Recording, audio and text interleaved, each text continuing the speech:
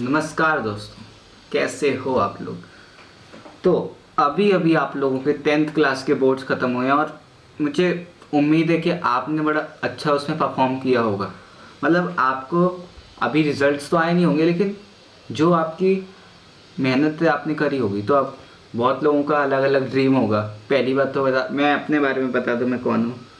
तो अभी फ़िलहाल मैं करंटली JEE इंडिया का सबसे हार्डेस्ट कॉम्पिटिटिव एग्ज़ाम्स की तैयारी कर रहा हूँ और अभी मैं 12th क्लास में हूँ और एक मैं रेपुटेड कोचिंग से इसकी तैयारी कर रहा हूँ।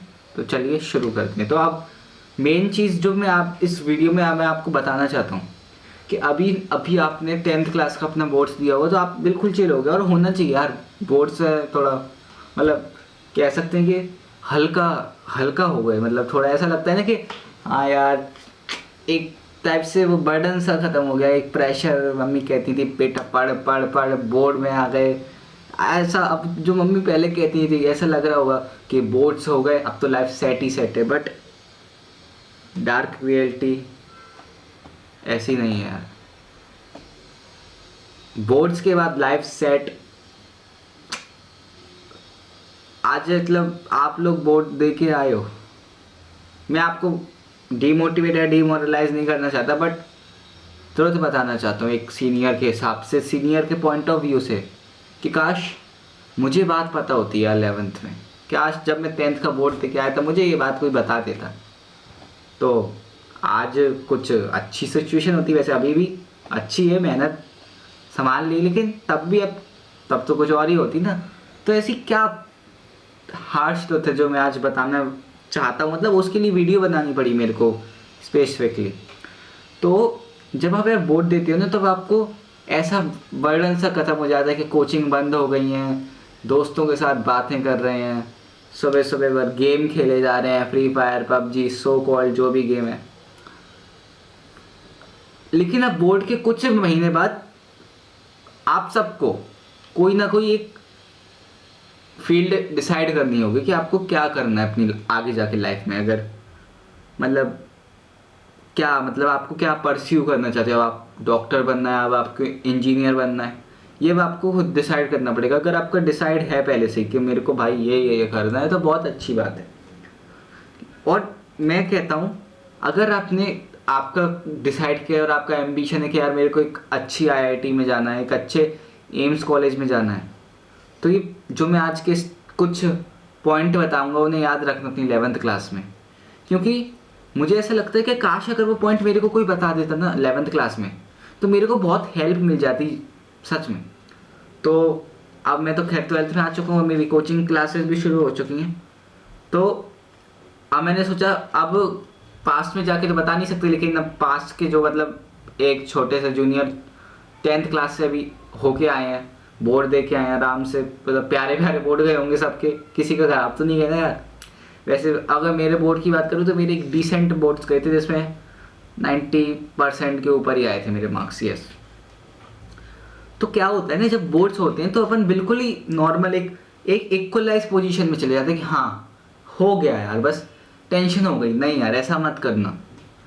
अगर आपने सोच लिया, खासकर JEE और नीट वाले बच्चों के लिए, कॉमर्स वालों को तो एक बार उनका तो मैं क्या बोलूँ। आप JEE, अगर अगर आप JEE और नीट वाले हो, तो क्योंकि कॉमर्स और मैं कोई और फील्ड का हूँ नहीं तो मैं और बता नहीं सकता, तो JEE नीट के लिए सिर्फ एक चीज़ याद रखना, अभी आप कंफर्ट जोन में, बिल्कुल कंफर्ट जोन में मत रहना कि ठीक है कर लेंगे, होगा देख ही जाएगी। नहीं यार, आपके बोर्ड्स ख़त्म हुए, आपने ठीक है इन्जॉय किया, आपने एक हफ्ता इन्जॉय कर लिया, 2 हफ्ता, मैक्सिमम 2 हफ्ता बस काफ़ी है।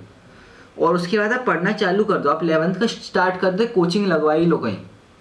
मैं बताऊं दिक्कत कहाँ पे आती है, दिक्कत यहाँ आती है जब मेरे बोर्ड्स ख़त्म हुए थे। सीधी बात, मेरे जब बोर्ड्स ख़त्म हुए तो मैं 1 महीने तक मैं बिल्कुल न्यूट्रलाइज हो गया, मैं फ्री फायर खेलने लगा। तो उसके बाद क्या हुआ, ये बात हर कोई बताएगा आपको 11th क्लास में, आपने सुनी भी होगी कि 10th क्लास का सिलेबस इतना है, ये 10th क्लास है, और 11th क्लास ये है। और आज मैं ये बात मैं बिल्कुल खुल के साथ फ्री, मतलब सॉरी सॉरी सर, फील कर सकता हूँ कि सच में यार 11th वो 10th क्या ही था और 11th क्या है। मतलब इट जस्ट समथिंग अनइमेजिनेबल। अगर अभी आप सोच भी नहीं सकते होगे कि 11th में कितना सिलेबस आएगा। वैसे मैं डराना नहीं चाह रहा हूँ, लेकिन अब सच्चाई है तो वो फेस करनी पड़ेगी। तो मेरे यार 11th का एक चैप्टर में आपने पूरे 10th में जिसकी साइंस की बुक बनाई होगी ना, पूरी कॉपी साइंस की, वो 11th का एक चैप्टर ले जाएगा। एक बात याद रखना, ये ट्रुथ है। और इससे देख के डरना नहीं है, क्योंकि इवेंचुअली मेहनत करनी पड़ती। तो 11th जब भी आप स्टार्ट करो ना, बिल्कुल फर्स्ट डे से, मैं श्योरिटी के साथ कह रहा हूँ, फर्स्ट डे से अपनी प्रिपरेशन बिल्कुल 100% पर चलाना। बहुत मुश्किल होता है यार। मैंने जब अपने 10th के बाद 11th का जो मेरा वो था कन्वर्जन वो मैं फेस करना चाह रहा था, तो मैं फेस ही नहीं कर पाया था, क्योंकि मैंने नहीं देखा था। मैंने सिर्फ इतना देखा था 10th में क्या है, वो 4-5 क्वेश्चन रट लो, बुक में एनसीईआरटी कर लो, ज़्यादा है तो ओसवाल कर लो, और बस हो गया। यहाँ पे 11th में हर जगह हर क्वेश्चन, हर चीज़ में नया क्वेश्चन बना रहे हैं। और 11th का सिलेबस इतना वास्ट है ना सच में। और आप सिर्फ डे 1 से सीरियस हो जाओ। It is a huge point for everyone. Day 1 से हमेशा से सीरियस रहो, क्योंकि मैं डे 1 से सीरियस था, लेकिन इनकंसिस्टेंसी, देखो बात वो ये, कंसिस्टेंसी मेंटेन रहो। आप अभी कंसिस्टेंसी की पावर नहीं समझ सकते। 11th देखो, अभी मैं एक नई चीज़ बताता हूँ कि जब तक आप 10th क्लास में हो गए तो मैक्सिमम लोगों ने, मैंने भी बैकलॉग्स नहीं सुना था कि बैकलॉग्स क्या होता है। तो आज मैं बताता हूँ कि बैकलॉग क्या होता है और वो कितनी खतरनाक, मतलब एक दुविधाजनक चीज़ है बैकलॉग्स। क्यों यार, बैकलॉग क्या होता है? मान लो कोई चैप्टर चल रहा है आपकी कोचिंग क्लास में या फिर ऑनलाइन कोचिंग में, कोई भी चैप्टर चल रहा है, तो इमेजिन करो 11th क्लास का एक चैप्टर है मूल कंसेप्ट चल रहा है आपका। तो अब आपने 1-2 लेक्चर उसके ले ली, फिर आप इनकंसिस्टेंसी कर लिया आपने कि चाचा की शादी, ताऊ की शादी, इसकी शादी, समझ रहे हो, मिलने चले गए, किससे? उसी से मिलने चले गए। बहुत टाइम बर्बाद होता है, ऐसा मत करना भाई। तो इनकंसिस्टेंसी लीड्स टू बैकलॉग, हमेशा याद रखना। जब मेरा पहला बैकलॉग हुआ था ना, आप मानोगे नहीं, मैंने उसे इतना हल्के में ले लिया और मेरी पूरी 11th क्लास बैकलॉग में गई। बैकलॉग क्लियर करते करते, सिर्फ किस वजह से? वो सिर्फ एक लेक्चर की वजह से। और ऐसा कैसे हुआ? पहले एक लेक्चर का बैकलॉग, फिर 2, फिर 3, करते करते 4, 10, 15, फिर एक चैप्टर, 2, 3, 4, 5, फिर ऐसे 6, ऐसे बैकलॉग्स होते हैं। और बैकलॉग इतने खतरनाक चीज़ है ना, आप कंपटीशन से बाहर ही हो जाओगे बैकलॉग के चक्कर में। मतलब बैकलॉग इतनी खतरनाक चीज़ है जो श्योरिटी देती है कि अगर आपका बैकलॉग है तो आप कंपटीशन से बाहर हो। तो मेरे यार, जब भी आप 11th क्लास में कभी भी हो, कुछ भी करना पड़े, आप देर रात तक जागो, कुछ भी करो, लेकिन हाँ, अपना बैकलॉग क्लियर करो। क्योंकि मैंने जितना देखा है, मेरा बैकलॉग सिर्फ एक लेक्चर का हुआ था, और उस एक लेक्चर को करते करते मेरी पूरी 11th क्लास कैसे बैकलॉग में निकल गई पता नहीं चला। और बस फिर तीसरी चीज़ आती है कि खुद पे विश्वास रखो। क्योंकि देखो 10th क्लास में क्या होता है, इजी चिन्नू से सवाल होते हैं। कोई सर अगर आपकी कोचिंग जाते हो तो कोचिंग वाले सर कहते हैं बेटा ये सवाल कर ले, तो आप हाल सवाल करके 10th में आपके टेस्ट में आ रहे हैं 100 में से 100, 70, 80 में से 80। लेकिन हार्श बात ये है, और ये गारंटी की बात है कि आप जिसके भी 10th का जो टॉपर है ना, उसके 11th में मार्क्स कम ही आएंगे। ये बात हमेशा याद रखना। क्योंकि देखो, इसकी बात सिंपल सा एक रीज़न है, 10th क्लास से कोई मैटर नहीं कर सकता आपकी 10th क्लास कैसी गई, अच्छी गई, घटिया गई, या फिर इवन आप फेल तक हो गए, कोई मतलब नहीं है। क्योंकि 11th क्लास एक ह्यूज, एक कुछ अलग ही चीज़ है, वो ही एक पहाड़ है, और 10th क्लास एक घर है। तो अगर आपकी 10th क्लास बर्बाद गई है, कोई नहीं है, 11th क्लास में मेहनत करो, अच्छे से करो। और अगर जिसकी, मैंने कुछ अपने ऐसे भी दोस्त देखे हैं जिनकी 10th क्लास बहुत ही चिंदी, मतलब इतनी अच्छी तरीके से गई है, 98, 99%। लेकिन आज मैं देखता हूँ तो 11th क्लास में वो ऐसे बैकलॉग मेरे से कहते हैं कि भाई बैकलॉग हो गया, समझ नहीं आ रहा है, टेंशन, स्ट्रेस, सब कुछ। तो हमेशा यह याद रखना कि ग्राउंड पे रहो यार, उड़ने की ज़रूरत नहीं है। माना आपके 10th में अच्छे मार्क्स आए हैं, आप एक अच्छे ग्रेड से पास हुए हो, लेकिन अच्छी बात है, उड़ना नहीं चाहिए कभी। उड़ोगे तो ऐसे गिर जाओगे, पता भी नहीं चलेगा जरा से में। और बिना पते चल के जब गिरते हैं ना तो फिर दोबारा उठने की हिम्मत नहीं होती, बहुत कम लोग ही हिम्मत कर पाते हैं फिर। ठीक है।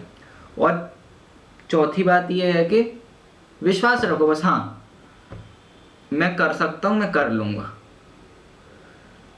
11 देखो 10th क्लास तक क्या होता है, आप एक छोटे से एरिया में रहते हो, और उस छोटे से एरिया में मतलब एक एग्जांपल ले रहा हूँ कि आपके मतलब स्कूल के पेपर्स होते हैं, तो वहाँ पे क्या होता है, मतलब अगर अच्छे बच्चे हैं तो सारे बच्चों के 90% सारे बच्चों के अच्छे ग्रेड आते हैं। लेकिन 11th क्लास है ना, एक अलग चीज़ है। ये जो जेई नीट है ना, ये जेई नीट यूपीएससी टाइप के एग्ज़ाम, ये एक अलग चीज़ है, ये पूरी दुनिया से अलग है। यहाँ पर मार्क्स मैटर करते हैं, मार्क्स से ज़्यादा परसेंटाइल रैंक मैटर करती है। यहाँ पे कोई नहीं पूछेगा आपके मार्क्स कितने आए, ये वो, आपने आपकी ये बर्बाद है, वो बर्बाद है, आपकी 11वीं बर्बाद है, 12वीं बर्बाद है, आप ड्रॉपर हो, कुछ नहीं। यहाँ पे सिर्फ एक ही चीज़ मैटर करती है कि उन 12 लाख बच्चों से, उन 25 लाख, नीट में 25 लाख बैठे थे, बताओ जेई में 12 लाख बैठे हैं, तो इन 12 लाख 25 लाखों में से आपकी क्या रैंक आई है, what is your rank, what is your score. तो ऑलवेज रिमेंबर कि विश्वास रखो, और कभी भी कंपटीशन से मत डरो। कंपटीशन तो भयंकर लेवल का फेस करना पड़ेगा हर जगह।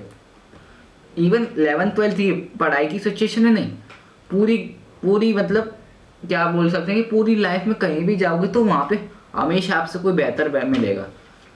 आज अगर मतलब बहाने, और दूसरी बात, हाँ ये एक अच्छी बात याद आ गई, बहाने बहाने कहने में तो ठीक ठाक सब लगता है, लेकिन बहुत डरावना शब्द है। अगर आज मैं बहाने मारूं कि यार मैंने तो 11th बर्बाद हो गई, यहाँ पे कुछ बच्चे 9th क्लास से तैयारी कर रहे हैं, कुछ 8th, कुछ 7th 6th, कुछ ऐसे तैयारी कर रहे हैं, तो मैं उनसे कैसे कंपटीशन करूँगा, मैं तो कर ही नहीं सकता। तो कंपैरिजन से अच्छा है सेल्फ इम्प्रूवमेंट। ऑलवेज रिमेंबर, हमेशा मैं सिर्फ एक ही बात पे विश्वास रखा है और किसी पे नहीं, कि comparison is much far better than sorry self improvement is much far so much better than comparison. किसी को कंपेयर करने से पहले खुद को इम्प्रूव करो। आप ये मत सोचो कि वो इतने घंटे पढ़ रहा है, आप कितने घंटे पढ़ रहे हो, उसका हाथ मोटा है, उसका हाथ पतला है, उसकी दाढ़ी है, मेरी दाढ़ी नहीं है, उसकी मूछें है, मेरी मूछें नहीं है, वो पतला है, मैं मोटा हूँ, मैं पतला हूँ, वो मोटा है, वो छोटा है, मैं लंबा हूँ, वो लंबा है, मैं छोटा हूँ। हमेशा खुद पे काम करो कि यार जैसा हूँ उसे मैं चेंज करूँगा, किसी और से मेरे को घंटा फर्क नहीं पड़ता। खुद पे काम करो, और बिलीव मी, मैक्सिमम अभी से आप लोग में से जितने लोग ये देख रहे हैं ना, मैं गारंटी दे सकता हूँ कि ज़्यादातर लोगों की 11वीं बर्बाद होगी। ये एक हार्श रियलिटी। यार मेरी बात में कितना भी कर लूँ, मैं कितना भी समझा लूँ, लेकिन आप बहुत चीज़ें करोगे तो बिल्कुल यार खुद पे कंट्रोल। मतलब ये समझो 11th क्लास और 12th क्लास ही 2 साल ऐसे हैं जहाँ पे आपको इतनी पतली गली में ऐसे चलना है, बिल्कुल ऐसे ऐसे करके, पीछे भी नहीं उड़ सकते, ऐसे ऐसे करके भी नहीं देख सकते, बस ऐसे 2 साल तक चलते जाना है। और बस मैं यही कामना करूँगा कि हम सबको अपनी मंजिल मिले।